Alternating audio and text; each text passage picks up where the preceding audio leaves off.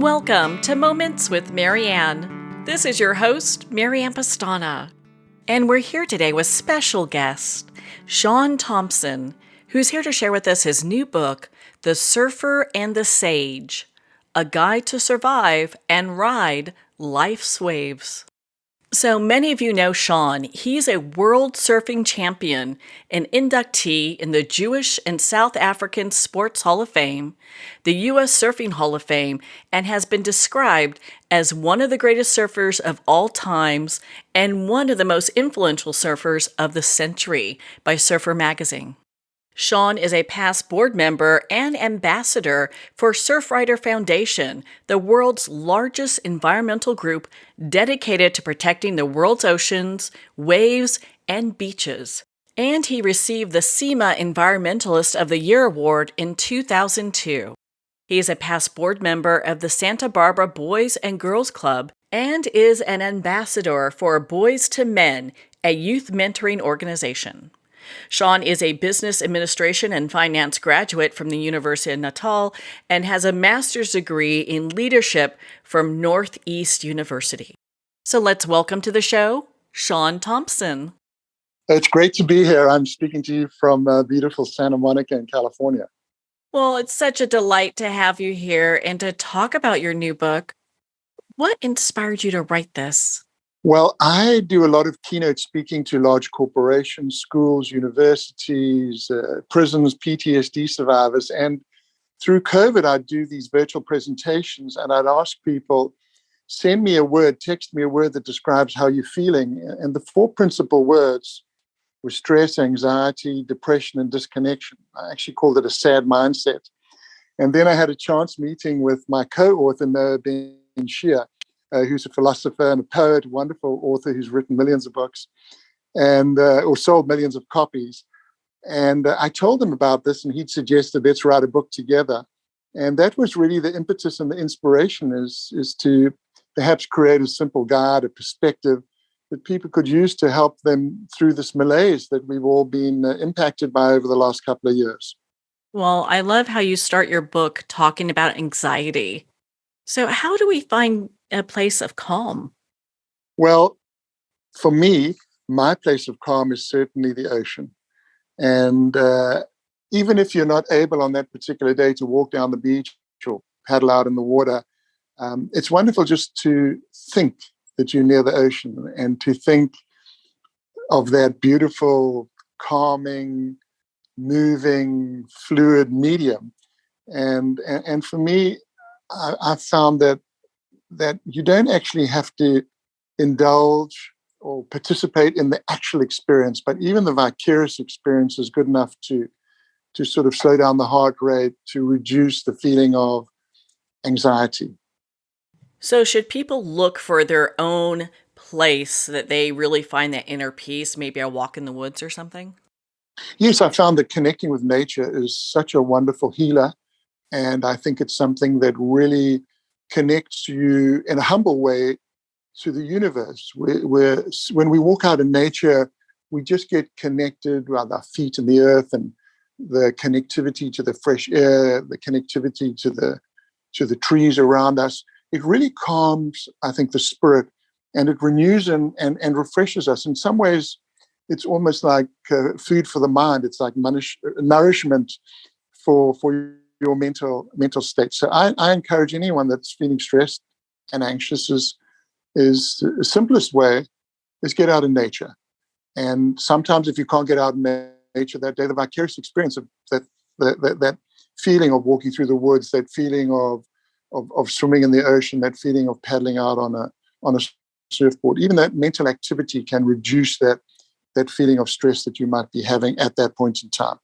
So you say that for you, it's the ocean, and we can definitely see why. I mean, you're a champion surfer. What does it feel like when you're out there surfing?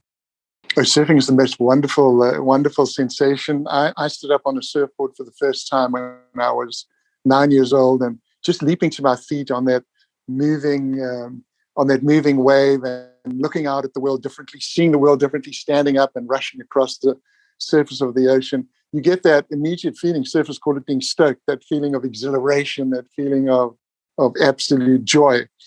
And that is, I think, is what keeps surfers doing it. It becomes, for many, and certainly it was that way for me, it does become an obsession. You become obsessed with surfing, obsessed with paddling out there.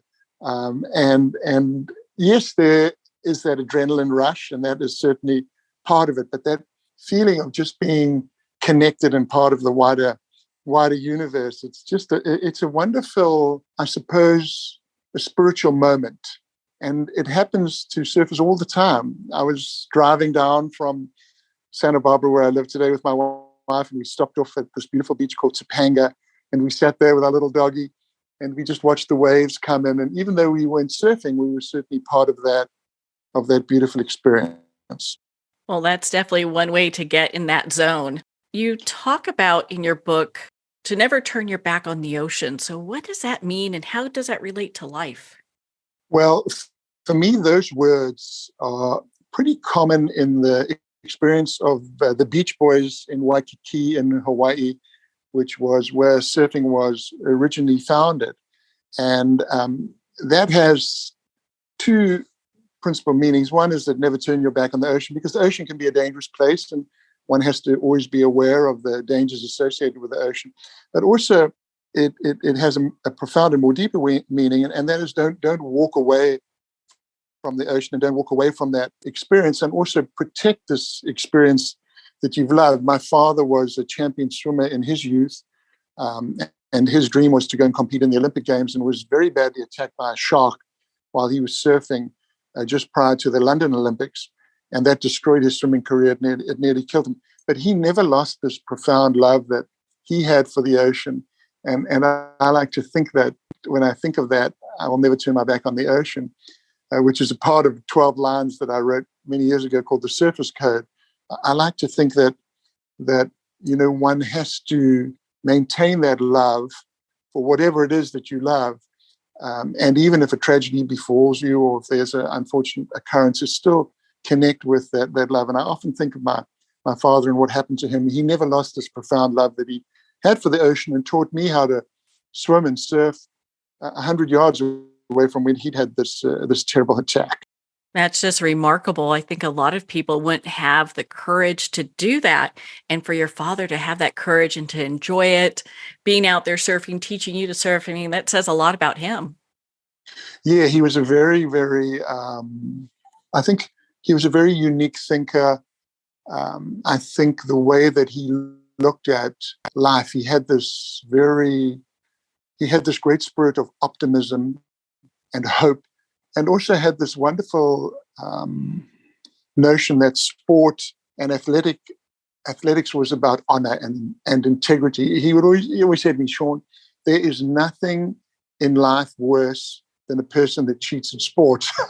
To him, sport sort of typified and embodied the Olympic ideals of faster, higher, but all in a very honourable way that was filled with integrity. The whole Olympic notion of sport, and it was just wonderful to grow up with that type of father. It sounds like, just especially for someone who surfs and is so good at surfing, just like a dream growing up in that type of a household. Yeah, it was a dream, and back then, surfing was a very small sport. It didn't have, it wasn't international like it is today. Today, there's millions and millions of surfers around the world. Wherever there's an ocean, you'll find surfers, including in the Mediterranean is filled with surfers now, and all along Europe, people surf. They surf in Indonesia, they surf in Japan. Wherever there's an ocean, there are surfers today. So the surfing has certainly exploded in popularity. And when I started, it was very small. It wasn't particularly popular, but it was great to be able to be at the cutting edge of building this lifestyle into a sport and ultimately an industry. And I was part of the first group of pro surfers and first group of people that were involved in the surfing industry. So it's wonderful to see how it's developed today. It's an Olympic sport. The young guy and gal just won the first Olympic gold medals. Carissa Moore from Hawaii and Italo Ferreira from Brazil won the first gold medals that have ever been awarded in surfing. So it's wonderful to see the progression of the sport. And for our listeners too, I mean, your book, The Surfer and the Sage, has so many great pictures.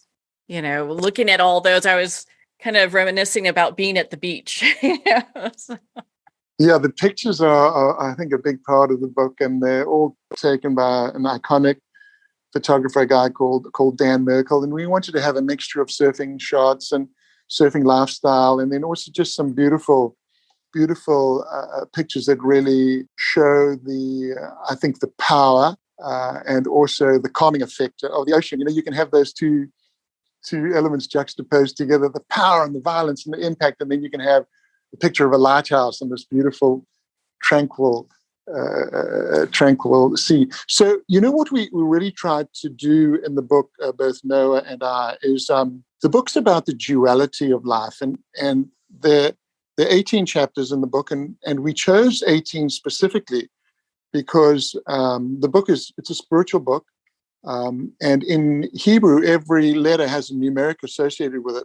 And I said to Noah, let's construct a number of chapters that are spiritually significant. And he said, well, we've got to do 18 then, because in Hebrew, 18 is chai, and that means life. So the book is obviously about life. So it has 18 chapters, and every single chapter is about a duality. It's about anxious and calm, despair and hope, doubt and faith, with a negative feeling or the negative sentiment first. And then we're hoping that when one reads the chapter, that perhaps it's a way and a guide to go from being anxious to calm, a way to go from being powerless to being empowered. So the book's not a prescription, but it's just our little perspective. And that's how we decided to construct it, just in a really very simple way. Each chapter is pretty short. Some are a little bit longer than others. And there's two voices. There's my voice, which tells more of a storytelling voice. And it's like Noah almost writes a spiritual commentary. So that's how we decided to write it. Yes, both the surfer and the sage. So when we met for the first time, Noah and I, a few years back, we sat down over lunch, and we both lived in Montecito in Santa Barbara. We'd never met each other. We'd sort of heard about each other, and a friend introduced us. As we sat down, we'd spoken for about 10 minutes. He'd spoken for a few minutes. I'd spoken for a few minutes. And he's written many, many books, many bestsellers.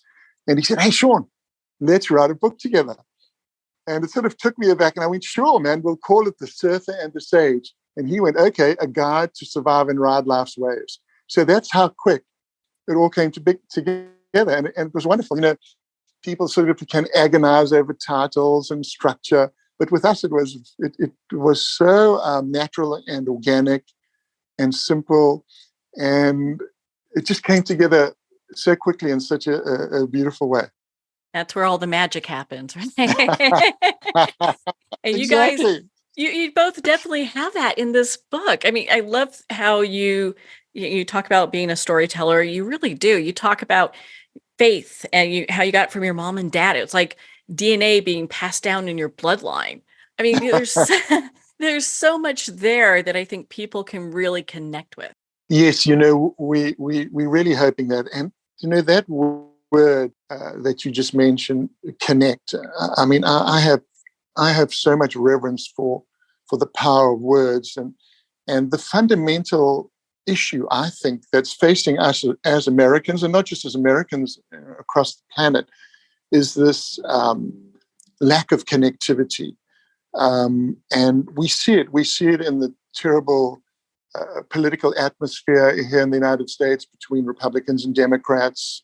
Both on one side of the valley, and there's just this black darkness in between. And I'm really hoping that this little book and some of the sentiments and writings in this book can perhaps be maybe a little bit of a bridge that can connect these two people who have essentially the same values, but they've perhaps been pushed by the winds of opinion and these currents of untruth, where they've drifted apart, when in fact connect is such a good word. And that's I think with the book, we really want to connect people, and we want to give people hope. I would say, if you had to ask me what are the ultimate ambition, what's our ambition, and myself, what can we do with this book? We can connect people at a deeply emotional level, connect them to one another, connect them to their true purpose, and perhaps give people hope that, yes, the sun's going to rise tomorrow. You can move from doubt to faith. You can move from fear to courage. You can move from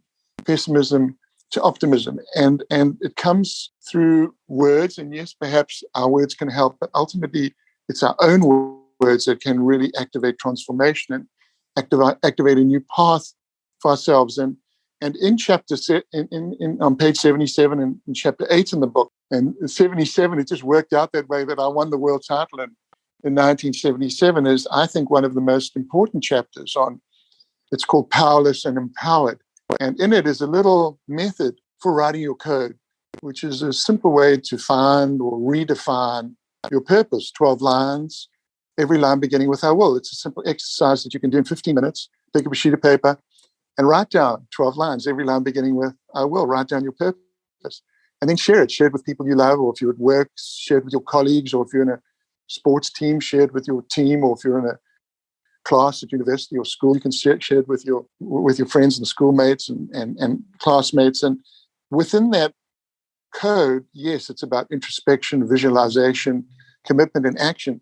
But underlying it is that word that you said. It's about connect.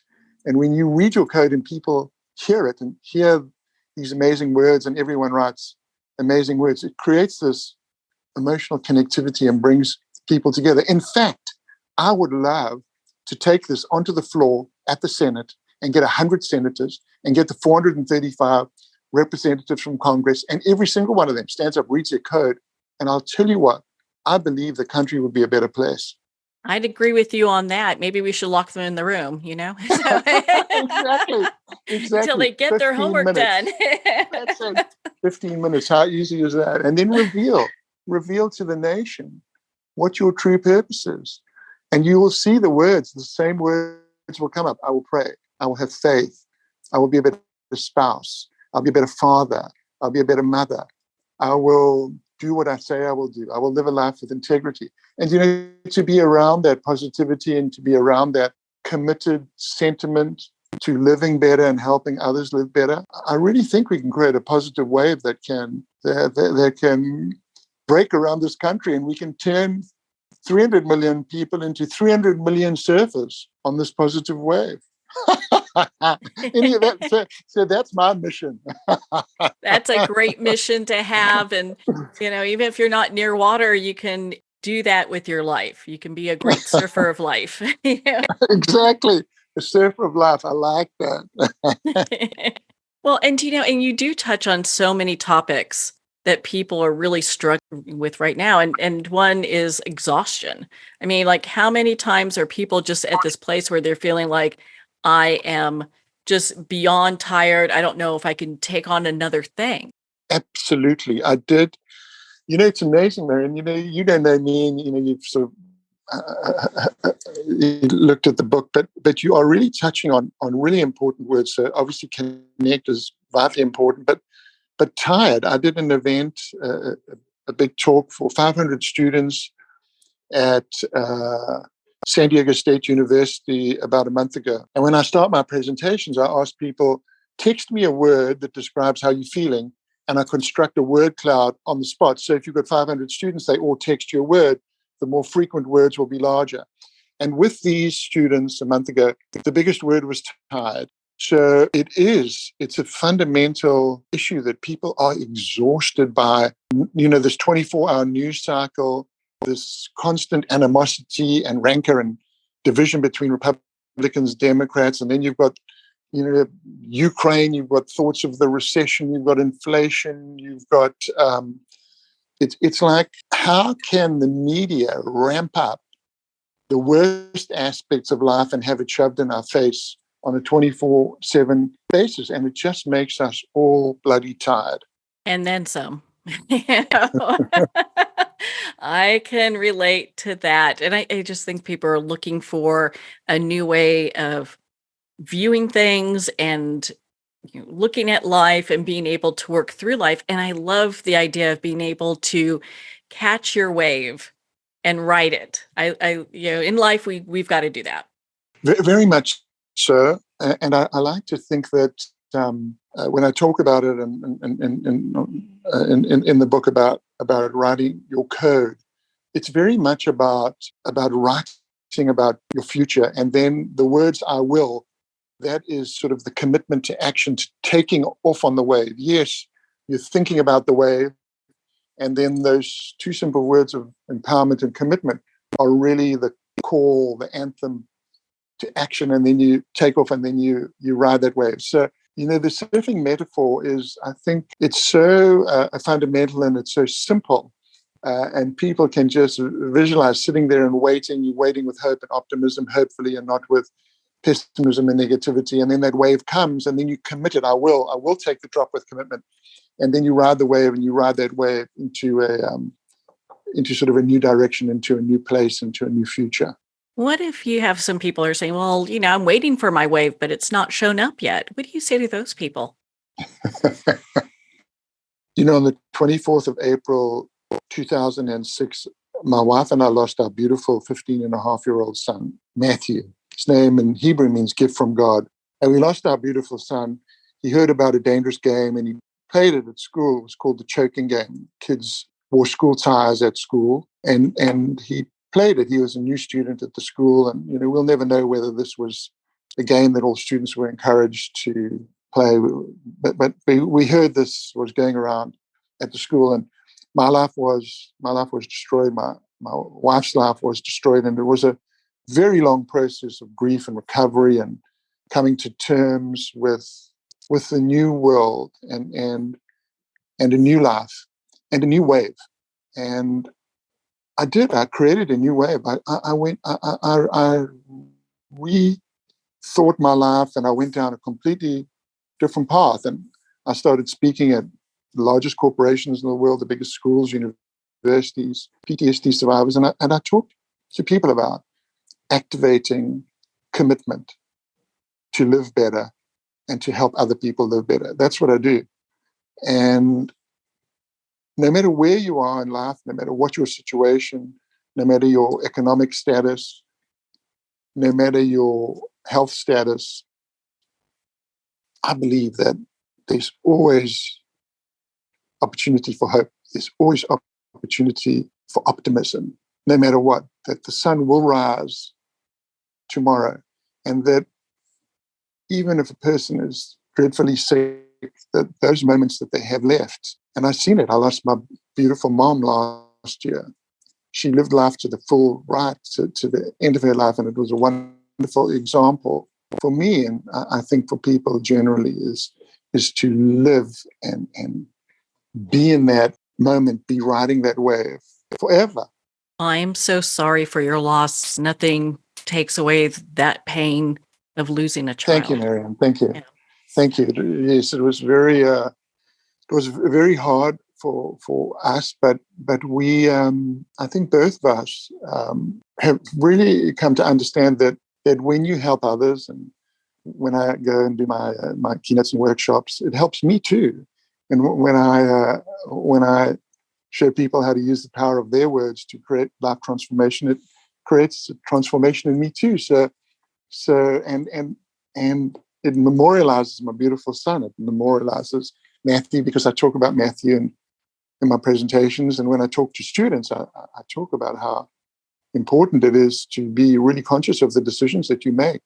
And that when that day comes and you're going to make that decision, just think twice. Just have that moment of introspection, and have that moment of thought, and have that moment of hesitation, just to make sure that you do make the right decision. That famous Nobel laureate Daniel Kahneman talks about thinking fast and thinking slow, how those two can be intimately connected, even though they're separate. One is instinctive and one is analytical, but you need to merge them both together in order to make the best decision for oneself. Well, I have no doubt the many lives that you have touched by sharing, your family and Matthew's story, having young people look at the decisions they make, and, all people look at the decisions they make and rethink, like, hey, am I making a sound decision? Is this the right decision for me? It sounds so juvenile and it sounds so childlike, this code process, writing 12 lines, every line beginning with I will, writing it in 15 minutes. And it is juvenile because it was originally constructed as a way to empower young people. But some of the biggest businessmen and some of the biggest corporations in the United States and across the world are using this simple process now as a way not only for people to become re-energized and reconnected to their purpose, but also to become reconnected to one another.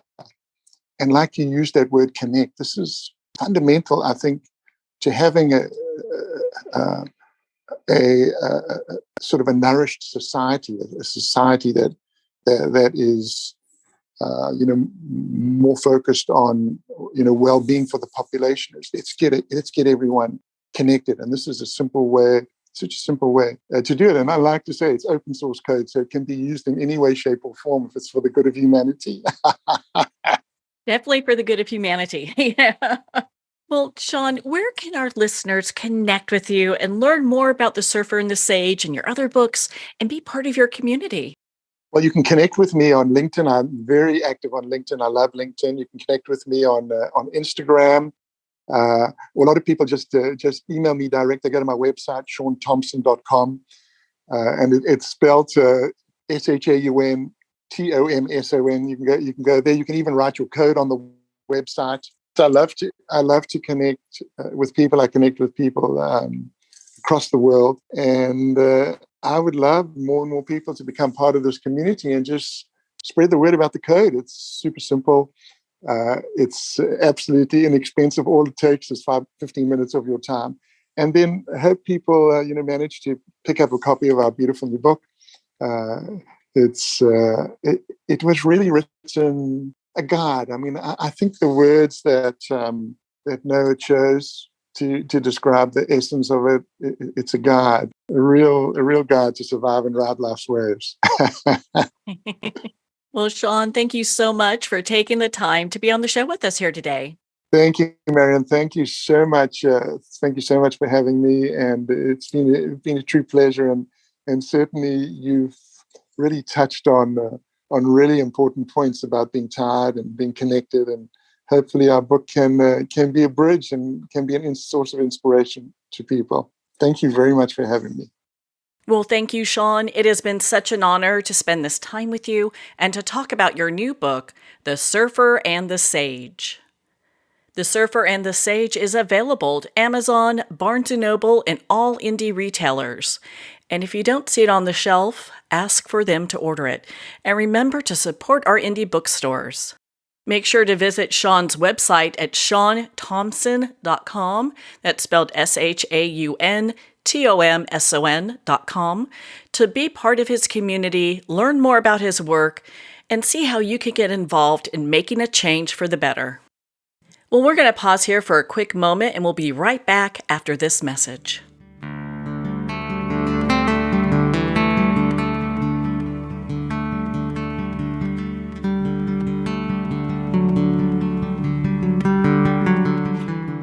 I'd like to thank Jason Eastwood at Guitarfulness for sharing his inspiring music and talent with us.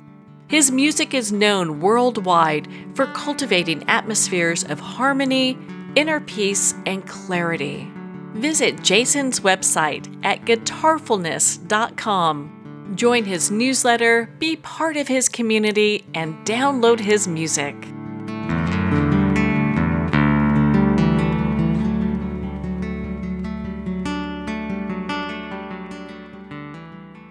Well, we're at the end of our time today. I'd like to thank everyone for tuning in.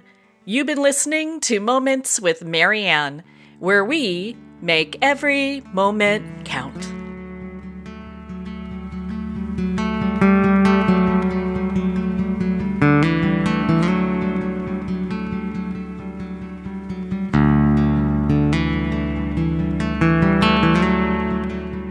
In a single moment, your life can change. Moments with Marianne is a transformative hour that covers an endless array of topics with the best of the best. Her guests are leaders in their fields, ranging from inspirational authors, top industry leaders, and business and spiritual entrepreneurs. Each guest is gifted and a true visionary. A recognized leader in her own work, and while teaching others to develop, refocus, and grow, Marianne will bring the best guest and sometimes a special surprise. Don't miss this. You never know just which moment will change your life forever.